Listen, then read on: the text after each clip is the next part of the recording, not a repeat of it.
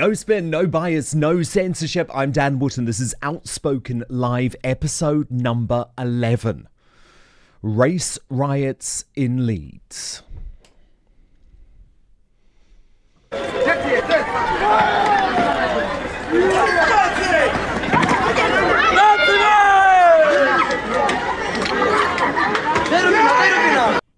The authorities lose control of the streets as buses burn and police cars are attacked by young children in front of adults. Distraught locals complain of no-go areas, but a local Muslim politician blames the system and Labour finds a way to attack Nigel Farage. Multiculturalism has failed. Britain is being burnt up in front of our eyes, both physically and metaphorically. But the MSM would rather talk about anything else. Well, we will talk about it and show you the horrific footage because the cone of silence must be lifted.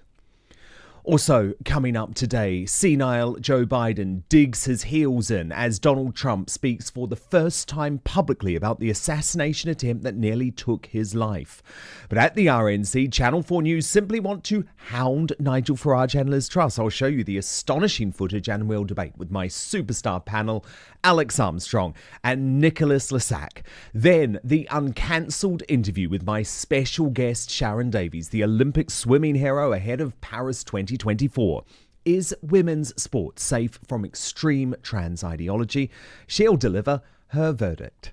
And this is very exciting. In the Uncancelled Aftershow today, my amazing mama, Mary Wootton, is the first in-person guest right here in our brand new Outspoken studio. So to watch it and get 30 minutes of extra content completely uncensored every single weekday, remember to sign up right now at www.outspoken.live. Please, if you are watching on YouTube or Rumble, hit subscribe too. Turn on the notifications. You've just got to hit the bell to do that.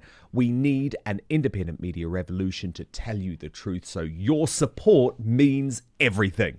Let's go.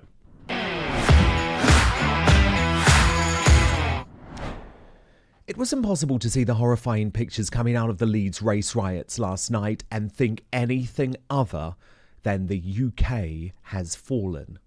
Bricks being thrown at police who ended up having to retreat.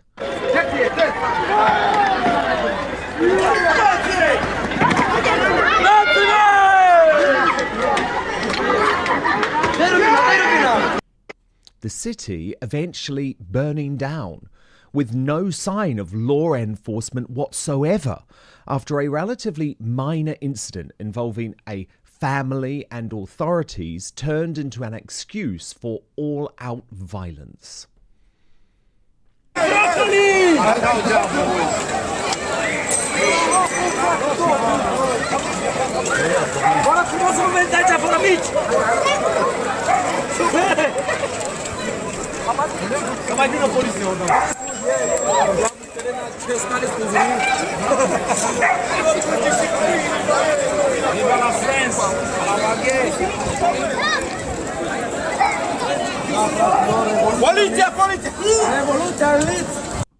Just unbelievable. But I want to show you the video that caused me the most reason to lose hope. So have a look at what's going on here. You will see a police car and it has its lights flashing, so I have no idea if anyone was inside. And the adults who attack this police car then allow the children to do the same thing. Watch what's going on.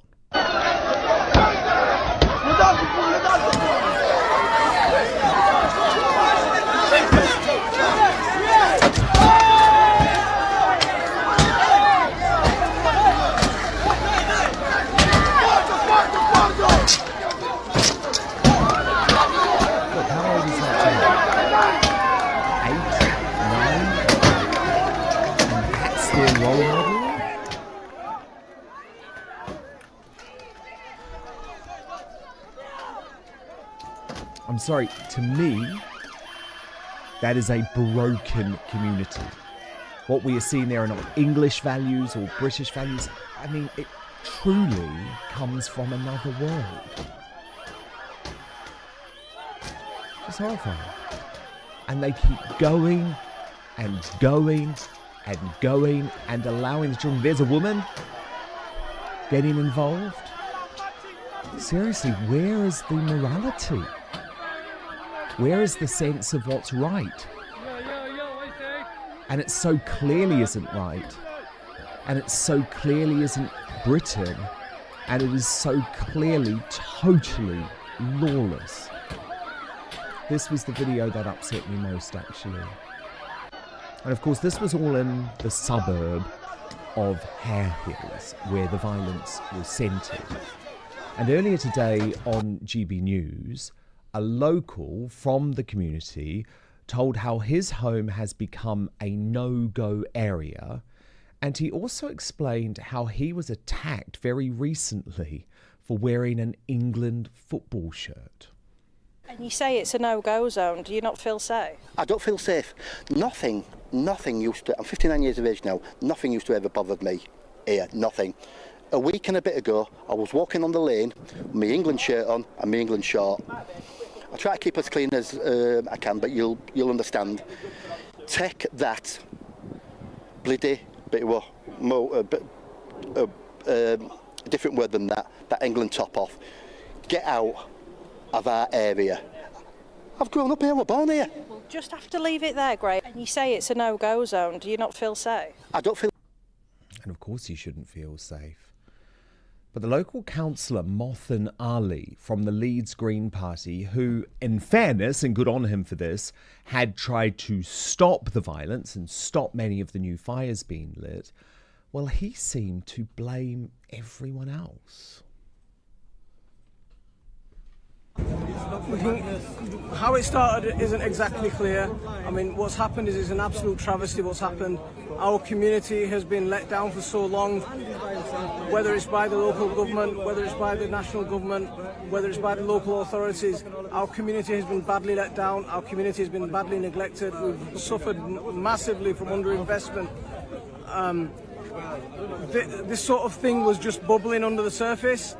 It took an action by social services. Whether it's right or wrong, I can't be the judge of that. I don't know the details. Whether it was right or wrong, I don't know.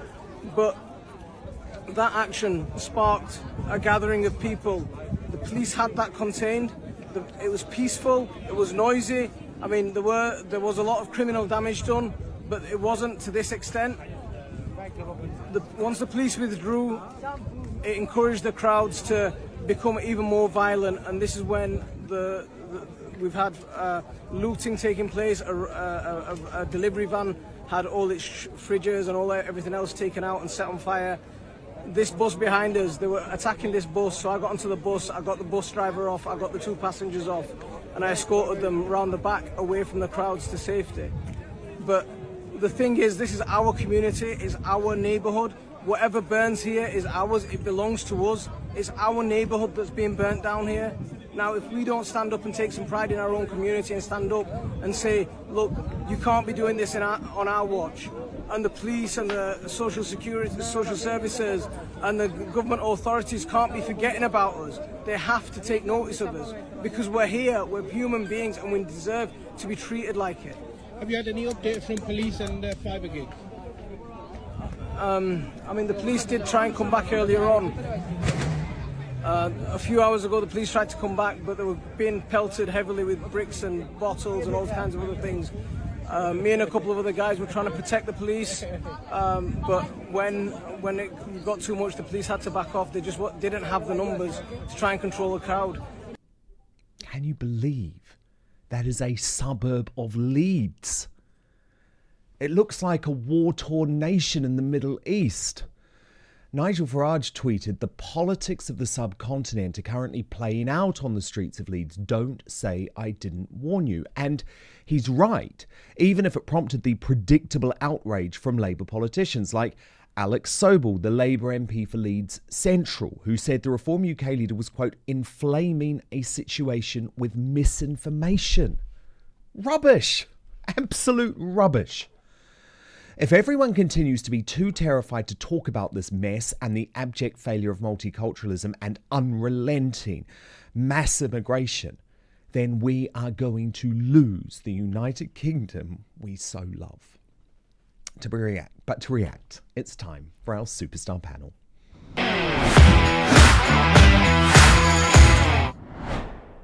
And today I'm joined by the political commentator Alex Armstrong and a new voice in British politics during the election campaign, one of the most outspoken young supporters of Reform UK, Nicholas Lissak.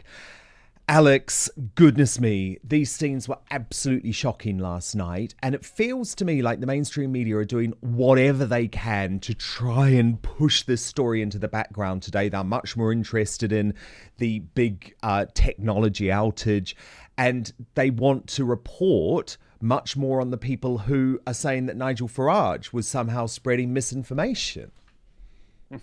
Well, talking of technology outages, I do apologise in advance to the audience as I'm experiencing many technology problems myself at the moment. It seems to be a bit of an international thing today, but look, you're sounding good. You're sounding good, and we can see you. So that's brilliant. Fantastic. I mean, look, Dan, you nailed it. The mainstream media are playing the same old tactics, which is completely avoid this massive story which has consumed social media for the last 24 hours. People want to know what's going on, what's happened, and frankly, where the Prime Minister's been, because I think he clocked off at 6 p.m. yesterday, hasn't been seen since.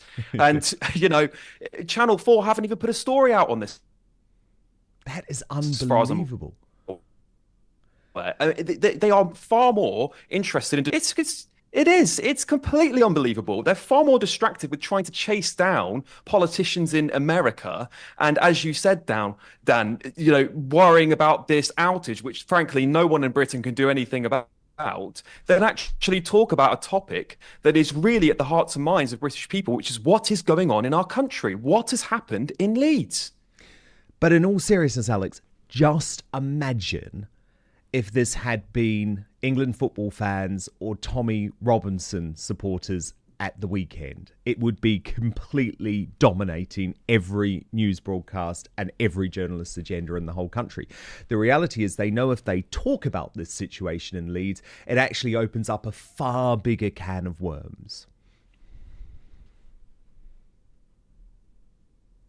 Yeah, and look, we know their agenda is to cover this up as much as possible, and to, now that there's a Labour government, completely reimagine that these things are no longer happening, and that Keir Starmer's waved a magic wand and that it's all gone away. And as you rightfully said, Dan, if this was a bunch of England fans coming out of a stadium and they were starting to riot, the police would be down there with their horses, their batons, their police cars, their riot gear within minutes. It's frankly quite shocking. The police showed up in Leeds at this riot and then drove off in the other direction, probably because they were under-resourced. And this is not the first time we've seen violence in Leeds. I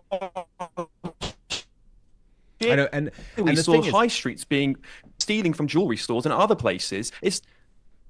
Yeah, and the thing is, what message does this send, by the way, to these groups of young men, that actually if you do riot, then the police are just going to back off? They're not going to bring in their riot gear. They're going to be too terrified to do anything. Nicholas, you were a big supporter of Nigel Farage over the course of the election campaign, and you became one of the young faces of Reform UK, which of course had this groundswell of support from young men. Now, how do you feel about the fact that this Labour MP, Alex Sopel, immediately tried to accuse Nigel Farage, the Reform UK leader, of spreading misinformation when he tweeted his concern about the politics of the subcontinent being imported to the streets of England? Well, I think he's simply afraid to talk about the real issue here. And the real issue here is that multiculturalism has failed as a concept. I mean, if you look at the streets, if you look at what was going on, it was tremendous. It was horrendous what happened. And this type of rioting, this type of action has only really begun since we started importing basically anybody from the third world into this country. What we witnessed last night was an example of why multiculturalism has completely failed.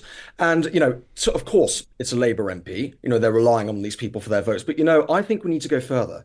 I think that any foreigner caught, even if they're here legally, if any foreigner was caught partaking in these riots, they should be deported immediately. And moreover, this is a huge embarrassment for the Labour government, as it completely goes against what they're saying. They're saying that multiculturalism is working, that it's brilliant, and that we're all better off together.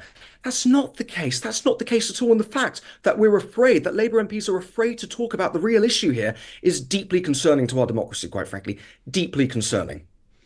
And the thing is, Alex, this isn't just happening in Leeds. Last night, there were actually riots amongst Bangladeshi locals protesting against a local Bangladeshi issue in Whitechapel, where hundreds of young men attacked the police.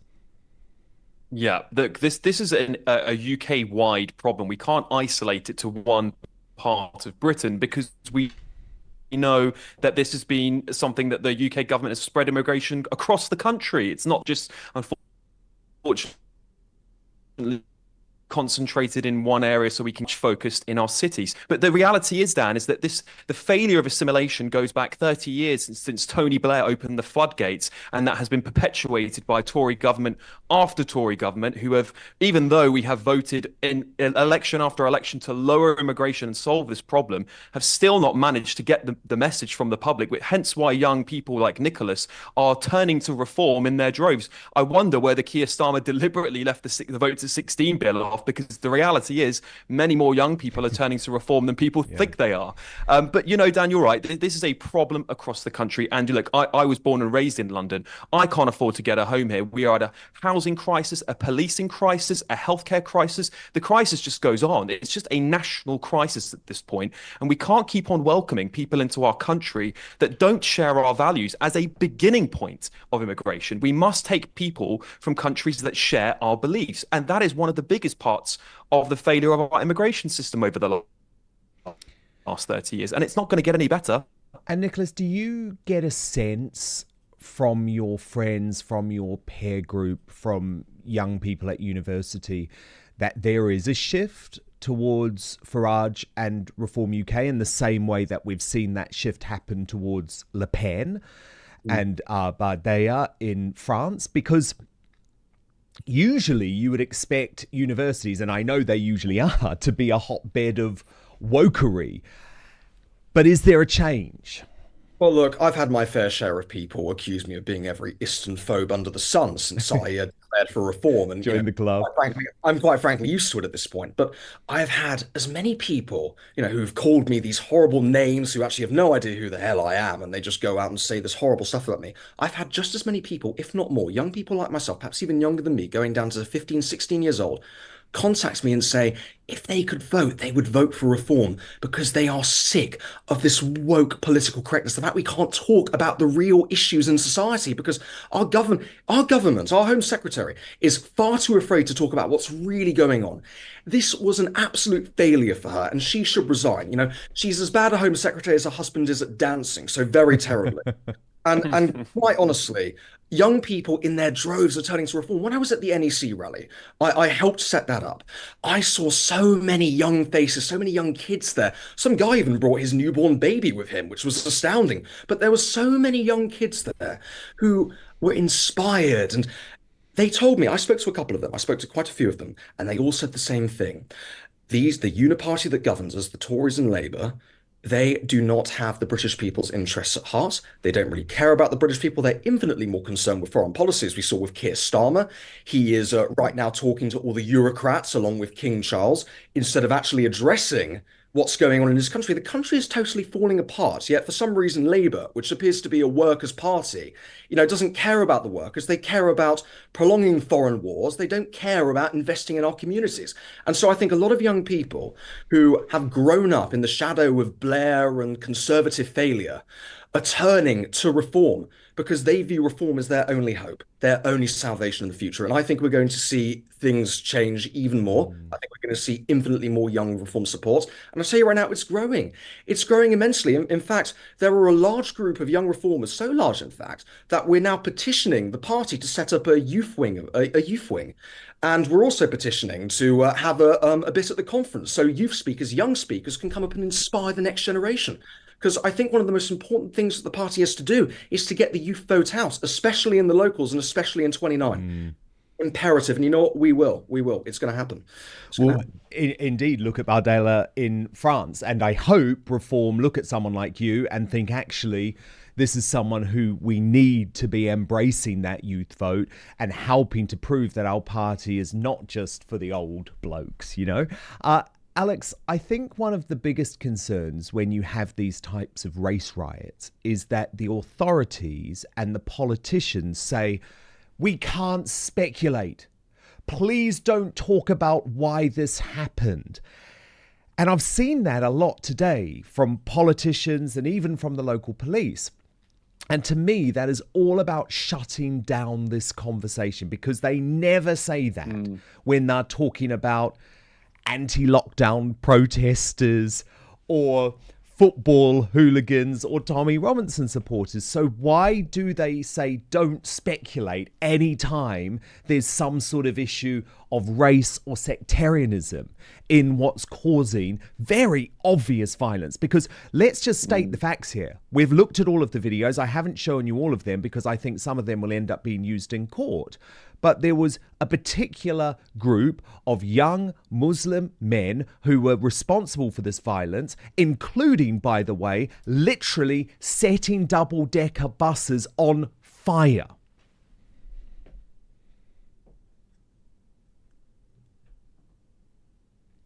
Incredible stuff. Okay, well, look, do stand by, Alex Armstrong and Nicholas Lissak, because we're going to come back to you in just one moment. But you know, I have only promised to talk to you about products on this show that are actually life-changing. And this one is a little bit more personal, but the fellas watching are going to completely get it, and the ladies would do very well to treat their husband or boyfriend, because I promise you this is really a game changer.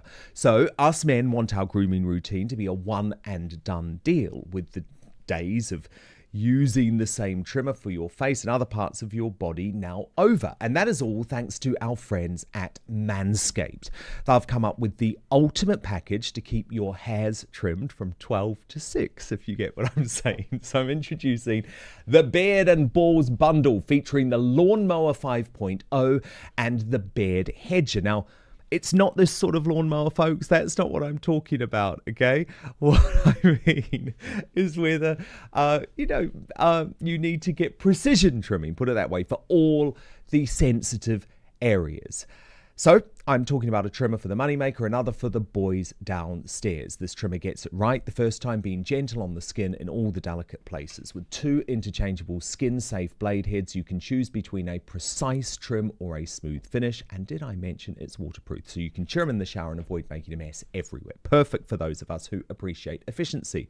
Next, let's talk about the Beard Hedger. So whether you're going for a neat stubble, I think I'm neat stubble today, rather than the full-on lumberjack look, this trimmer has you covered. It features a titanium-coated stainless steel T-blade and 20 length options, so that's 20 lengths options. Really, really good. It means you can achieve any style you wish with the twist of the zoom wheel. And just like the lawnmower, the Beard Hedger is also waterproof, so you can handle your beard grooming right in the sink or shower without worrying about water damage. With up to 60 minutes of runtime and an LED charge indicator, you'll never be caught mid-trim with a dead battery. It is genuinely such a gentle product, so no more cuts.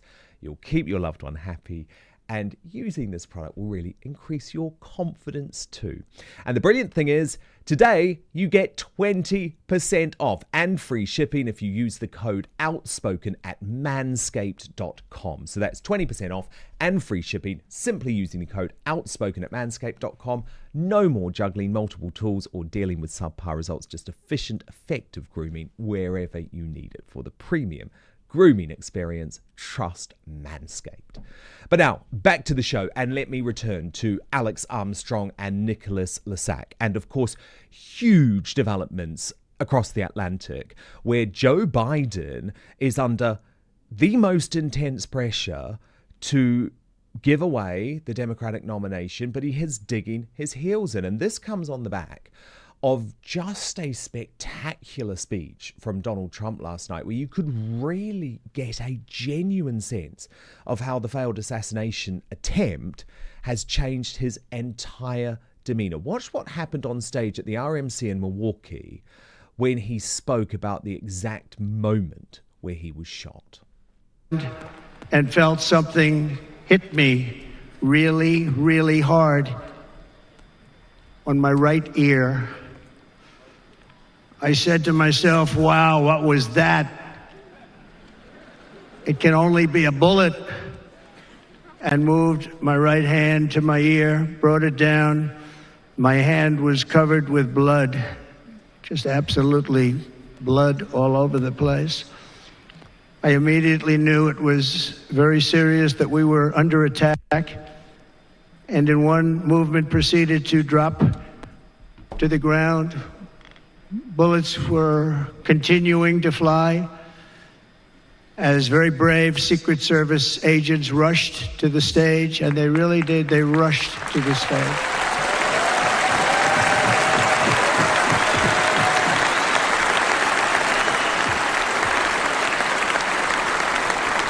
These are great people, at great risk, I will tell you, and felt something.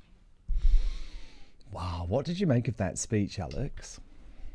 Quite touching, actually. I watched it live, and actually seeing him talk about this for the first time was quite an impact. And just watching it back there, Dan, to see the emotions of the audience as well, they were clearly very impacted by all of this. And, you know, Trump means so much to America right now. And Nigel Farage is absolutely right to put him on the spotlight in the UK because, you know, as we saw today with Nigel and some reporters, this is the difference between war and peace, particularly here in Europe. And so not only does he mean a lot to domestic America, he means a lot to us internationally.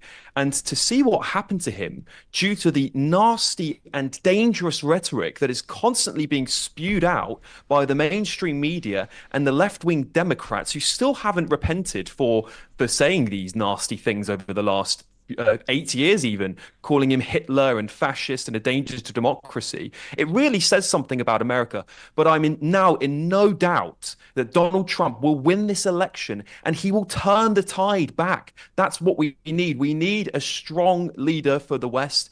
And to see him alive and speaking with such enthusiasm and energy, even though the start of that speech was touching, and he made a beautiful, beautiful tribute to those that the man Corey that had lost his life and those who had been injured. But to see him back on form so quickly shows how strong he is. You compare that with Joe Biden, who's hiding because he's got COVID at the moment and who can't even sustain his presidency for much longer. And the choice is pretty stark for the American people.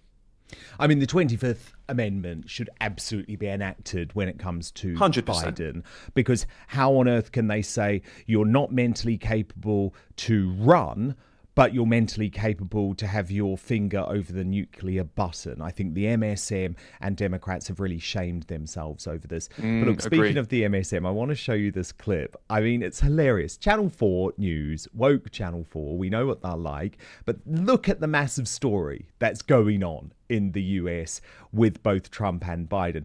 But what are they focused on? Gotcha questions, pathetic gotcha questions to Nigel Farage and Liz Truss. Watch this. Nigel Farage, have you seen Donald Trump yet? No, I haven't. Are you going to? Yes. When's your audience with him? I don't know yet. But you're here to see him tonight? I am. And Which way are we going? did he ask you to come? I'm here. But did he ask you? Were you invited? What's it got to do with you? Should you not be with your constituents? What's it got to do with you? It's only a question. There's an 8-day week. As long as I work 7 of them, we're okay. Okay, and you're here because you're still a big Trump fan. You think Trump's politics are the way forward? For peace, yes. For peace, what do you mean?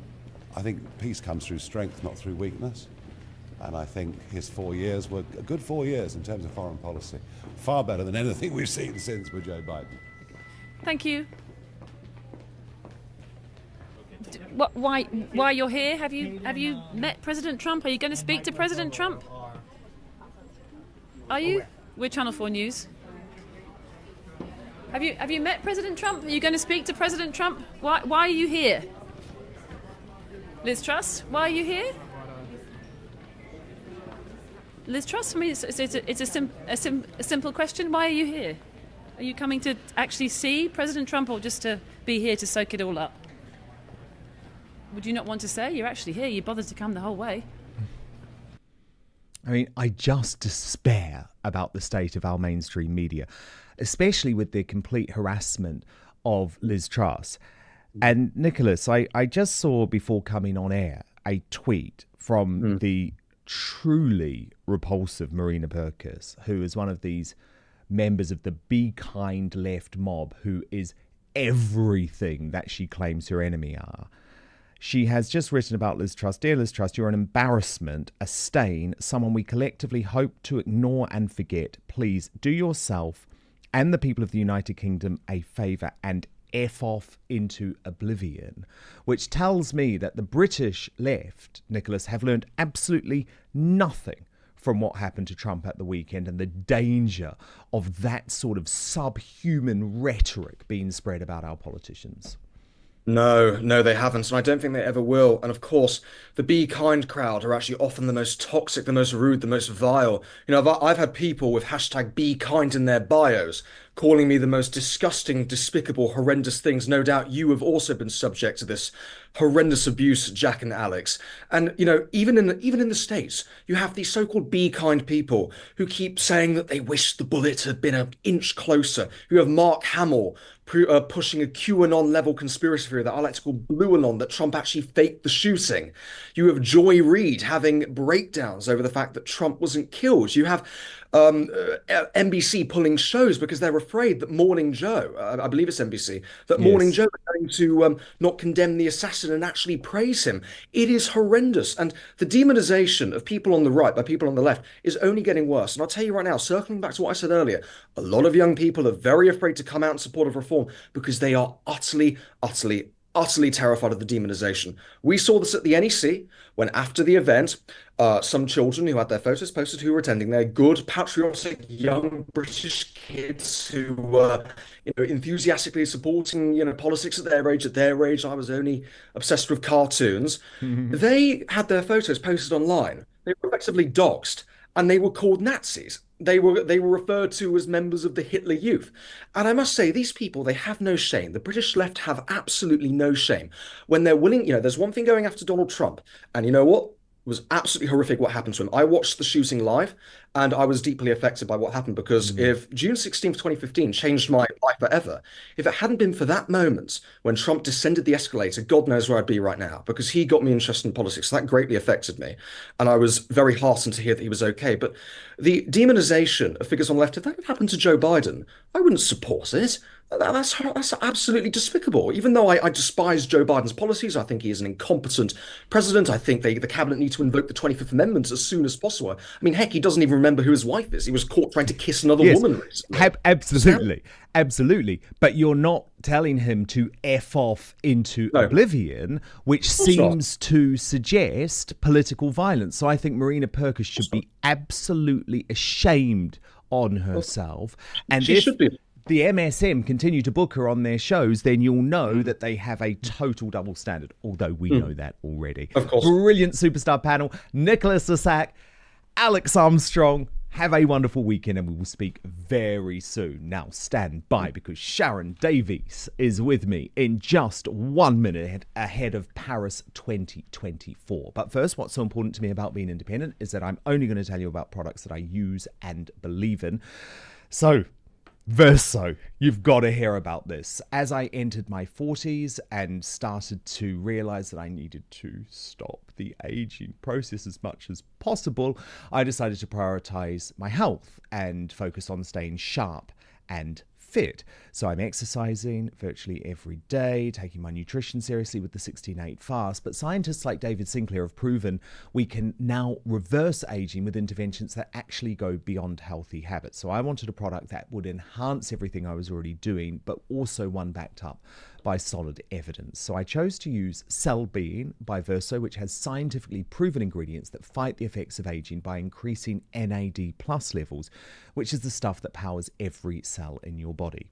I've been taking the product for a number of months now, right at the start of my day, and it has been genuinely transformative. I've found fasting so much easier, and I'm eating less too. And the team at Verso tell me that's actually due to the product's blood sugar regulating effects, which lead to fewer cravings.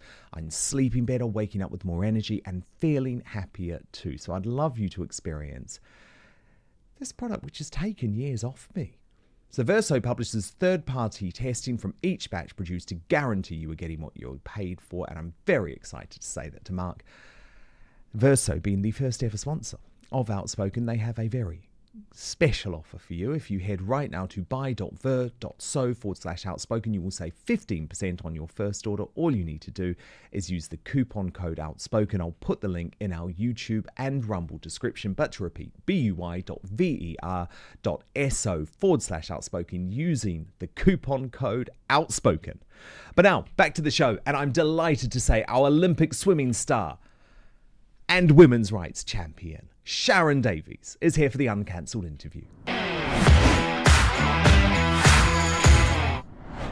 Sharron, so good to speak to you. It's been too long, and what an exciting time. Not just for sport, but specifically women's sport and swimming, because you're off to Paris, aren't you? In just a few days. I am. Yeah, it's weird. It's been weird, isn't it? Because to be honest, because you've had all these elections, both obviously here and in the States, and with everything that's going on, then of course we've had the football. It's not been that normal build-up that we get towards an Olympic Games. I mean, who'd have thought we've got the Olympics in a week's time? Normally we would have been talking about it quite a lot. But yes, we will be starting with something on day one, and I will be there with my microphone. And it's still the most amazing privilege to be able to, talk to the athletes when they get out of the water and try not to ask them that obvious question, which was, how did the race go? Because we all saw how the race went. Yes. It's just try to bring out some of their personalities so that people at home, will know who these people are that are representing us. Oh, and you do it so well. You do it so well. But I have to say, you mentioned the election. I was really annoyed with Macron because I feel like he plunged France into chaos just before an Olympic Games. And also, Sharron, I mean, not that the Olympics, I think, should ever be caught up in politics, but if you look back to London 2012, which obviously was the only Olympic Games that I've ever got to experience, I know you've obviously covered them all around the world and competed at them as well, but my goodness, that totally transformed the vibe in London and actually brought the whole city together, not to mention the country. And I think Macron was really silly, actually, because why do you want to put your population through political turmoil just before such a positive event? It was bizarre. Yeah, it was a strange decision, wasn't it? And it was very, very risky, to be honest with you. I'm sure the IOC were like this. What is he doing? Right before an Olympic Games. And it is a little bit scary. I mean, I have to say the one concern that I have is probably security in France. I think the venues will be very safe. I think the athletes will be safe. The village will be very safe. Maybe out on the streets won't be quite so safe.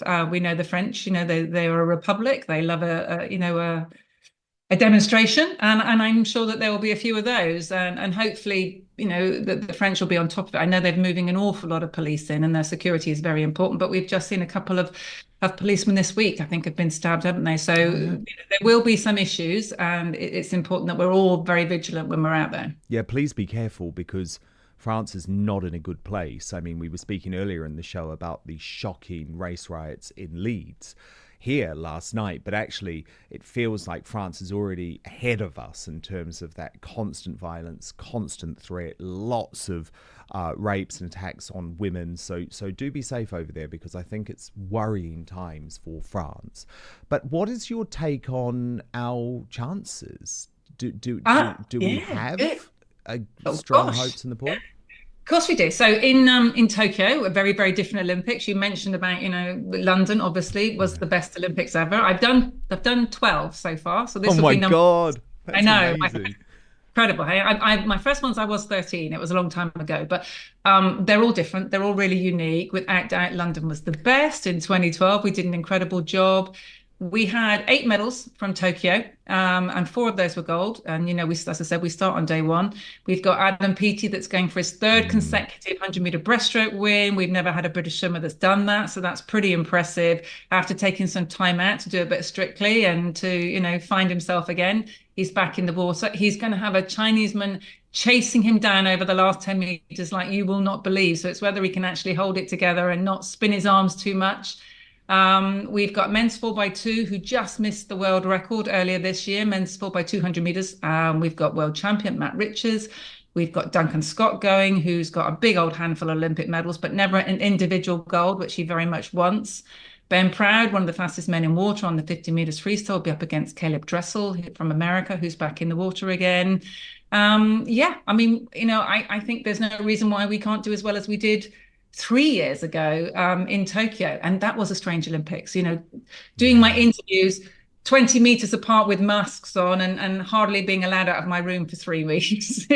This will be a much nicer Olympics, I think. COVID delayed. I know. When will things ever just be normal? And I do sometimes wonder, Sharron, if we are past the days of just being able to have a normal United event, because let's be honest, the world is pretty divided on a lot of fronts at the moment. And of course, you wrote your brilliant book, Unfair Play, the battle for women's sport. And how do you feel? Because obviously that was, gosh, what was that? I'm thinking you came into my studio at GB News. Was that 2 years ago now that you published? Yeah, no, it's only a year ago. We just had it come out in paperback, actually, literally last week. Oh, brilliant. And it's such an amazing book. But I just wonder if you feel like a year on, are you winning the battle? Because we're still seeing a lot of madness with biological men competing against women. Yeah, we are getting there. We are clawing back the sports one sport at a time. So we won't see any males in the swimming pool. World Aquatics have protected the female category. World Track and Field have protected the female category. World Cycling has. World boxing has. World Rugby has. But there are many sports that haven't, including things like football, volleyball, triathlon, contact sports, martial arts. I mean, we've got 5 martial arts here in the UK that do not protect the female category. So self-identifying males can go in and actually do contact sport against females, which is a serious accident waiting to happen. And that really worries me. And then it's things like parents, ringing me up and saying that their primary school has run co-ed sports days, so they're all inclusive, and not a single little girl has won an event. And those are the sorts of things that also really bother me, because what are we telling young people? We're telling them that little girls don't matter. Well, it is utter madness. Yeah. It is utter madness. So what do you think is driving those sports bodies that haven't made what, let's be honest, is the only sane decision to protect women's sports going forward? Is it wokery? Mm-hmm. Is it fear of being accused of transphobia? Like, what on earth is behind allowing this to continue? Yeah, it's all of that. And sadly, it's also just not valuing female athletes, which throughout the whole of history has been the case. And the biggest reason, as you know, because we've spoken about it a few times, but the reason I speak out is because during the 70s, the 80s, up to the wall came down in 89, the GDR were doping their female athletes and they were totally dominant. They were winning numerous podiums, 1, 2, 3. They weren't producing the same results with their male athletes. They totally dominated women's sport in track and field, swimming and rowing in particular, those 3 sports. And there were a whole generation of female athletes who didn't get their opportunities and they're just desserts. And I just didn't want to see that happen again. This was synthetic testosterone, which was given to young girls to put them through male puberty. This is now actual males that have gone through male puberty that will still end up with a huge advantage, when it comes to female sport. And at an Olympic level, the difference is between 10 and 30%. So the more explosive an event, the bigger the gap. And we know from every single piece of science that we can't remove that. There's a Q angle, which is the hip to knee angle. And that, no matter what you do with, plastic surgery or clothes or suppressing testosterone, that's never going to change that. And that cadence with the lower part of your body means that you will always have more strength and more power. You've got a picture there of Leah Thomas, 6'4", spent 22 years racing as a male, and then was told to suppress their testosterone level to 10 times the level that I have in my system. And then that was supposed to level the playing field. I mean, that is ridiculous. And they went from being, I think it was 465th, in men's college sport in America to beating 3 Olympic bronze medalists silver medalists from America in a year later. I mean, just ridiculous. And also in an event they weren't even particularly good at. So they were naturally a distance freestyle swimmer, and then they were a sprinter when it came to identifying as a woman. So thank goodness World Aquatics have stopped that. And I won't have, we won't have any males in the pool. taking medals away from our women athletes, which is really good. But I think it's really important to understand that this isn't just about elite athletes. This has to be about every female, you know, whether it's grassroots, whether it's young people at primary schools, whether it's Saturday morning park run. Young girls and women are as entitled to their records and their opportunities and their wins as younger men are. And we're not small men. We are a totally different sex. And we have menstruation to deal. We have all sorts of different things to deal with. It just comes with our biology. You know, and I want everyone to do sport. You know I do, Dan. I love sport. I want everyone to just be physical and be active. And I'm so pleased to hear that you're looking after yourself. Yes, I'm trying. I thought you'd be happy about that. It's another big soapbox for me, is getting kids to be active, you know, being healthier and getting off their blooming devices. But it has to be fair. You know, and whilst we now still have fair sport for men, we no longer have fair sport for women. And that's not right. Well, no, it's not. And remember as well, Sharron, there are the social factors at play with bad actors like Leah Thomas, because I'll never forget the interview I conducted with Riley Gaines, who was one of the people beaten by Leah Thomas, and she is pretty much in America doing God's work like you are in the UK. You have become the two swimmers, ironically, they're the best, aren't they? Always swimmers, blonde swimmers who are basically fighting for female sport. And the thing is, with Riley, it wasn't just the competition side of things, though of course that was terrible, but it was the fact that she was in a changing room with Leah Thomas, who was exposing his penis in front of her. And I'm sorry that might sound a bit grim, but this is the reality of actually what we're dealing with. Yeah, well, I mean, we're not. A lot of people think that, you know, trans-identifying males are males that have gone through years of surgery. And this is not the case. You know, these are often people who just identify. Like, for example, World Cricket protects the female category. The ECB here in the UK does not. And all you have to do to be able to throw a ball at a young teenage girl in this country is to rock up today and go, I feel like a woman. That's all you have to do. I mean, this is crazy, right? And that means also going in the changing rooms. You know, so you mentioned Riley. I mean, you know, they, for months, they were forced to change with a 6'4", fully fledged male, fully intact, who made it absolutely known to everyone that they fancied women. And they were told that if they didn't go along with it, they would be referred to a psychologist to change their attitude. So they had their permission was removed from them, their consent was removed, you know, and they were threatened with being thrown out of school or being blacklisted or not being able to get a job or being removed from the swim squad, you know. So, I mean, whenever we poll, if we poll, anonymously, the rowing club or the swimming club or the cricket club, it always comes back in the 90% plus that people want fair sport. I did a little poll on X, you know, and I know it's only X, but it was 24 hours, 60,000 people responded, and 97% said they wanted fair sport for women. They didn't want biological males in female sport. So the vast majority of people are on the side of fair sport, and yet we have these cowardly organizations, for whatever reasons, who just don't seem to care about their female athletes. And they don't care about their safety either, you know, in contact sports. Q angle, the one I mentioned earlier, hip to knee, 6 times as many knee injuries for women than we do for men because of this Q angle, you know. So these are all biological facts that comes with our anatomy, and we can't change that. And I have to say, one of the moments that I was most relieved in recent months, because, you know, I've spoken to you about it before, the female sport that I am incredibly passionate about is netball. And the England Netball Association did a full survey of its members about this issue and did come back and decided to ban biological males. But I was nervous, I'm not going to lie, because in a lot of these sports, you see wokery creeping in, and there's a lot of flying the trans flag and that sort of thing. And I just think people have to be careful about the consequences of what that actually means. Yeah, and I think also it's the terminology. Like, no one has ever been banned from sport. So, you know, trans-identifying males are not banned. They're just not allowed in a category they don't qualify for. So that's exactly the same as saying a 15-year-old can't go in the under 12.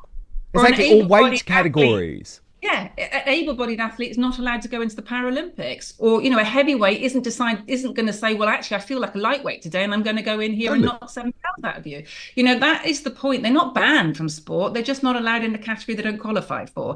But we use this emotive language, and I was listening to you earlier on about the mainstream media, and it is very depressing, particularly television media. I have to say, the written media in the UK have been very supportive. But the mainstream television media, it's a nightmare just to even be able to talk to them about stats and statistics and facts and science. They just want to talk emotions all the time. And we don't do sports with our emotions, we do sport with our bodies. How do you cope, Sharron, when you get attacked and are called a transphobe, which is something that you have had to put up with now for years? Yeah, I mean, it's a bit like water off a duck's back now. It's been going on for such a long time. I don't take any notice of it. I feel really passionate about women having, opportunities in sport. We have 1,000 women in the UK that earn their living from sport, 11,000 men. That 11,000 men get paid an awful lot more than that 1,000 women. At the moment, we have 72 trans-identifying males in Women's Football League. We have not a single trans man in the Men's Football League. So it's women that are losing out. And that's my passion. It's not an anti-trans position. My position is a pro-women position. It always has been, and it always will be. And I will fight for anyone's right to do sport. World Aquatics put on an event last October at our first World Cup, which was in Berlin, especially for trans athletes, and not a single one turned up. Because this isn't about inclusion. This is about an advantage. Well, it's not. And that's why. And look, I know you never like to attack the person, right? And I do get that. But can I just give you 2 examples, Leah Thomas and Dylan Mulvaney, and give you my personal view that they are actually bad faith actors? I think they wanted the publicity, they wanted to become internationally famous, and this was the way to do so. And unfortunately, the mainstream media and brands like famously Nike and Bud Light sort of empowered them and allowed them to get what they wanted. Yeah, I mean, you're right. I try very hard not to get too embroiled with personal attacks. I try to be very scientific, to be very matter of fact, to be as polite as I possibly can, but at the same time speak the truth. I think that's really important. And I try not to respond on Twitter when people are vile and rude. It's not just attacks on me, it's threats to my family. It's ringing up every charity that I've ever worked for, every company that I've ever worked for. They deliberately go out of their way to try and make your life as difficult. And get you cancelled. Yeah, I do not do that to them. They do that to me. And when people go, this is a two-way street, I go, it is not a two-way street. I have never attacked anybody who is trans. I'm just asking for fair sport for women, and I will keep on that message. So I'm not going to have a go at, those 2 individuals particularly, because I just think, well, I'll just try to put that to one side. But I do think it's a bit ironic that you would try to sell a sports bra that's modeled by a male who has no boobs, because the whole point of a sports bra is to hold those boobs in place when you do your exercise, and it's really, really important. So it does seem a bit silly, and it never goes the other way. We would never be having a woman trying to sell jock straps, would we? It just wouldn't happen. It always only goes one way. Then the other big issue we've got, Sharron, is that there's a new government in the UK, and I know they're now talking the talk to a degree when it comes to protecting female sports. However, this was a prime minister who was not prepared to say whether a woman could have a penis. We've got a foreign secretary who believes that men can grow cervixes. Seriously. I'm nervous about this Labour government. Clearly, I think they saw that it was very unpopular for them to back the extreme trans lobby, but it feels like that's where their heart's at. So what's your take so far? We've obviously got Lisa Nandy as the new culture secretary, so she's going to be very important in terms of the fight for female sports in the future. Yeah, I mean, it's early doors, isn't it? And we have to, I think, hold Keir Starmer's feet to the fire. He has said that he thinks that women should have fair sport, that we should protect the female category. I think now he has to stand up to that and he has to keep his word. We have seen Wes Streeting, I think, do a very brave thing, which is to protect young people.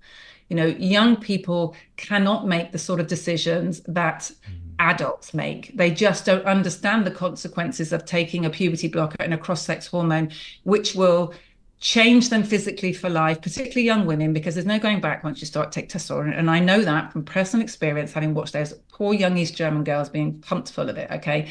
And these are things that will potentially shorten their life, but it will make them sterile. It will take choices away from them, which when you're 14, you don't understand what that really means. So I think that Wes has done the right thing. I think that the Cass report was incredibly important. And I think, you obviously mentioned Trump earlier on, and I think if we see Trump coming in November, that will change things quite drastically in America as well. So yes. Maybe which has gone mad under Biden, completely maybe mad. We're beginning to, be allowed to talk the science, being allowed to talk the facts, being allowed to actually talk the reality. And that's been suppressed for a really long time. The no debate thing has a very powerful effect on just shutting people up. So we've not been people are scared.